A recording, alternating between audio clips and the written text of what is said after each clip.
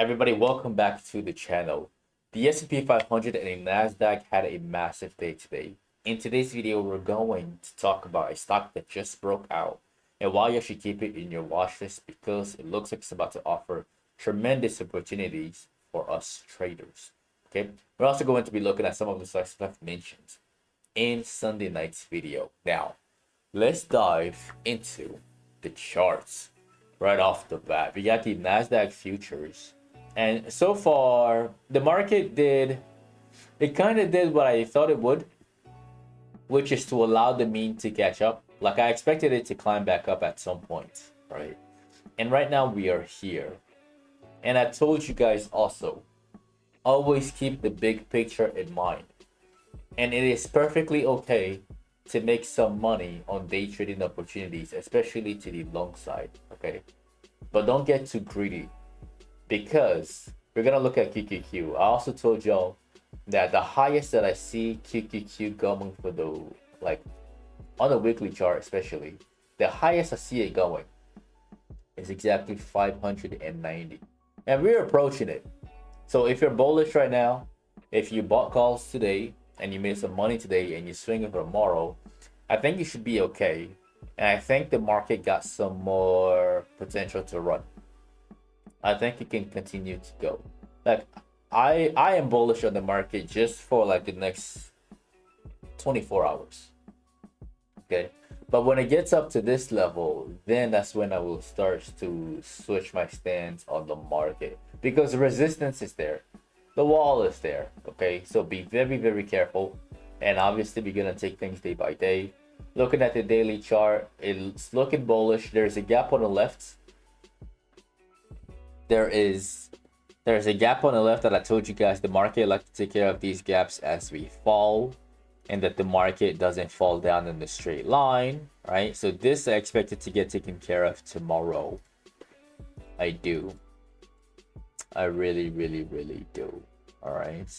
Now after that, again, that's for another video. So let's check out the VIX, and the VIX I think is rolling over. It's been a while since we talked about the VIX. Massive day down on the VIX, and I expect the VIX to go all the way down here at 20. Yeah, that would make sense. So if QQQ gets up there to 590, then I can expect the VIX to fade quickly and drop down to 20 before playing games right here for about 2 to 3 days, and then we try to make another attempt again. I told you before, big picture, the market is still bearish, but it's okay to make money on these bullish intraday opportunities. Now, the stock that just broke out that you should be keeping in your radar for, especially for tomorrow, that stock is none other than Microsoft. All right. Now, Microsoft is looking pretty phenomenal. It's looking pretty good. Over the last, since August, it's been slammed all the way down by like 30%, 36%. So there is tremendous opportunity to make money for the next few weeks, even depending on how strong the stock is. This is a great place for long-term investors to really focus on the stock. This is a great buying point. Again, these are my opinions. These are not financial advice. So do your own research. These are only opinions. Okay? But this is a great place. Now, the breakout that I'm sharing with y'all is on the 1 hour. Actually, no, it's on the 15-minute. It is sloppy. Yes, it is. But because of its position on the chart, because of how low it is, we can look past the imperfections. There's an ascending triangle on the chart right there that broke out, faked out, and broke out again. Right, so we have the initial breakout. So if anybody who chased it right here at 366, all right, if they just kept holding, then they would have been fine. But if you chased it and then you got stopped out, and then you chased it again when the whole market broke out, then you still should be good, right? This is what I mean by imperfections. This is very, very sloppy price action, but overall, it's looking pretty good, and it has momentum behind it. It has volume behind it. Short sellers, I'm sure, are panicking right now, especially given the fact that we're opening a bit, we're climbing higher in after hours, right? So short sellers are not liking this. And with this ascending triangle, even though it's not that clean, I expect a move all the way up to at least $382, right there. At least. At most, it could exceed expectations and go up to 390. At most. But I think 382 is not too much to ask. So anything above that line is a bonus, really. Like anywhere in here for tomorrow, specifically for tomorrow. For Thursday, I don't know, but for tomorrow, just watch out for that move.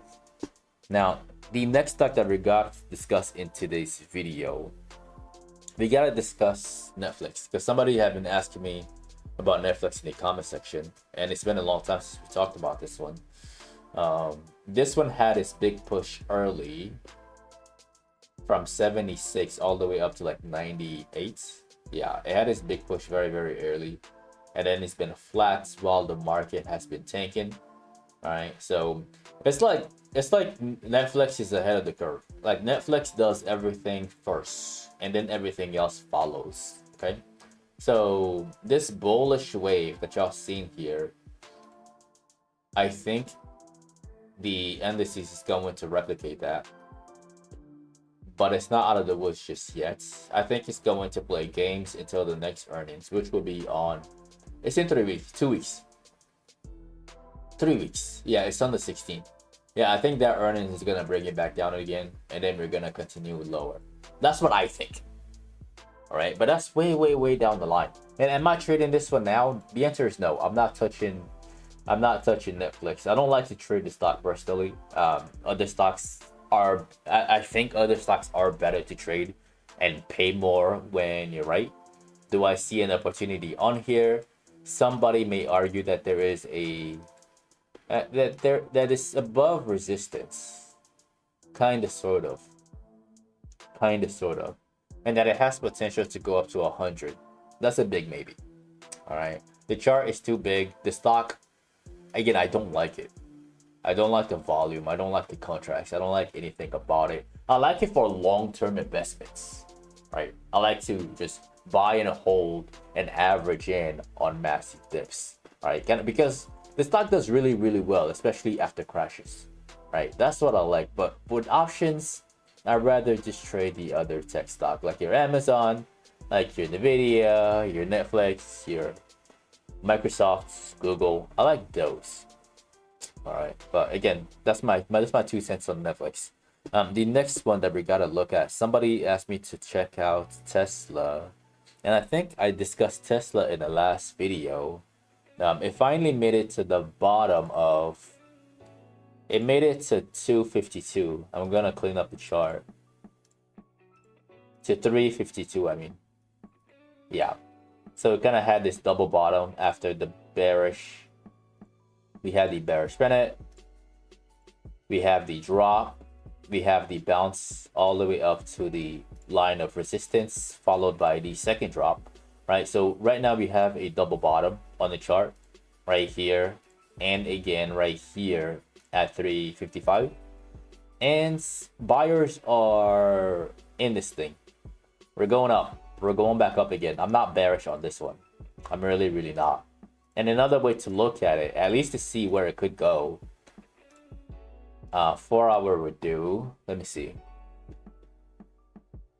Yeah, I think that would do. Yeah, I think it would. Yep. Yeah, there's like this channel right there. Yeah. It's gonna ping pong in between these two lines as we go down. Be careful if it breaks out. I wouldn't trust this kind of move near 400, but that's for another video. But for the short term, for this week specifically, it pushed up to the line by Thursday. Makes sense to me. If you disagree, again, I'll meet you in the comment section of the video. Now, the last stock that we're gonna discuss in today's video is going to be Apple. Because Apple, that one I was very wrong about. It didn't drop as low as I thought it would compared to everything else when the market was really, really tanking. I told y'all before, especially when we were like somewhere around here at 250, to watch it for a drop down to 240. And it really showed massive strength. Like it just could not break below 246. There could be an opportunity on here. But then again, the other stocks just look better to me. And one more thing before we close out this video. In case you're confused about why the market had a big push up, news aside, if you just take out the news, there was a structure intraday on a lot of things. A lot of things were just baking and cooking right now. On like at this time, near 11:20ish, okay?